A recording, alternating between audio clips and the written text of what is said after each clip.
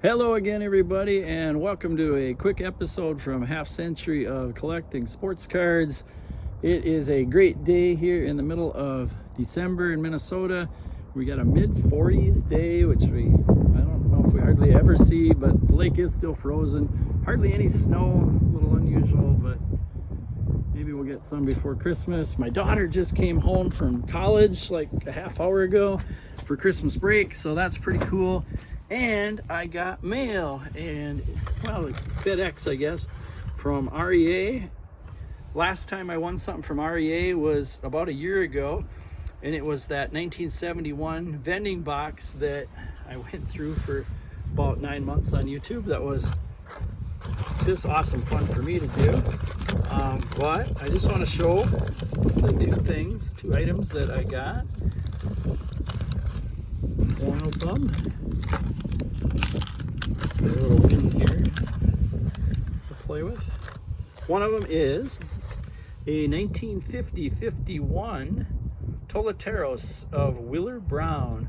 Willard Brown is a Hall of Famer who played in the Negro Leagues, and I've been looking for a playing day card of him for probably 20 years or more. And I don't know if I have hardly ever seen one on auction. I think this is the only Toleteros I've seen ever looking, and I happen to be the winning bidder on this one, so came home with it. Pretty cool. It is, eye appeal wise, I think this is a pretty awesome card for a 1.5. Sorry for my reflection in there, but nice corners. It's actually well centered. Nice color on this card.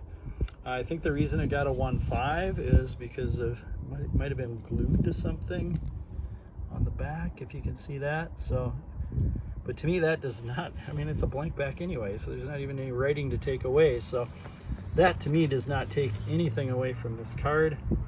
I got a email from REA after this auction from, it was Josh from REA, and he actually was excited about the two cards that I got in the eye appeal that they had, saying, man, you must have a really good eye for cards and stuff. So I thought that was kind of cool. He was kind of enthused about the mix of things I've gotten over the years from them, and was just asking a little bit about my collection. So yeah, that's kind of cool. And the other one, get that out of here, sorry. All right, is a 49 Bowman card I've been looking for forever. Not that you can't find it, but one I guess that I actually wanted to get. And this one I did pay more than two PSA 5s that were in the same auction, just a little more, but I just thought this 4 was way better, and to me looks like at least like 6 kind of quality, if even better than that. The centering is superb. The color on the front is just awesome. The corners are really good. Why did it get a 4? For one, I think it just got undergraded, but it does have a little almost like scraping kind of the cardboard, which I don't even, when I looked at it real close in the sunlight, under magnification, you could see it. You can hardly even really see it now just looking at this. Maybe just a little stain kind of up there, but again, if you got to look under magnification to see the defects, that is not taking away from the eye appeal. So I just thought this 4 looked way more awesome than those 5s, and I was willing to pay a little bit more. So that's it. That's what I got.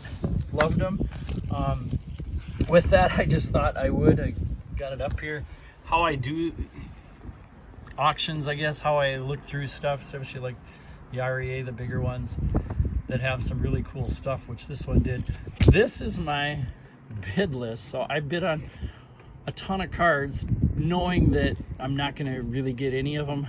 Most of the time I don't get any of them, but I bid real early when the bid isn't very much, and it just kind of allows me to go through this bid. You can look at your bids, that my bids column up there, and then you click on that and it just shows you all the cards you've been bidding on.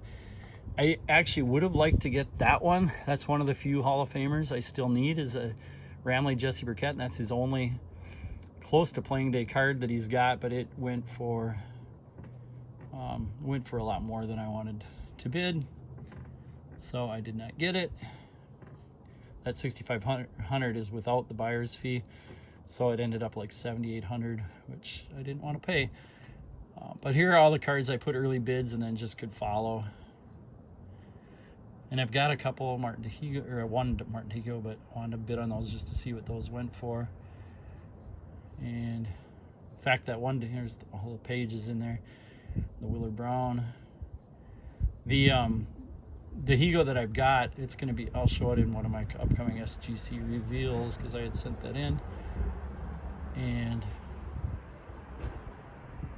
I think that one might have got undergraded too, but that's okay. But anyway, this is just kind of what I do is on these auctions is bid on all these cards early and then just kind of see what they go for. And if one happens to slip through the cracks, then maybe I'll go that last day after it a little bit. This was a cool one, this O-Pee-Chee 10. O-Pee-Chee 71s are just so cool. The backs, that thing went for $36,000.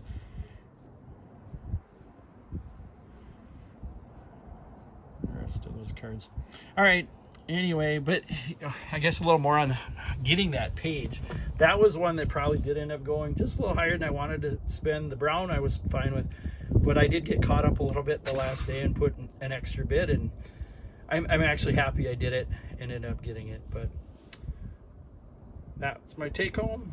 You guys have a great day, and I'll probably see you pretty quick.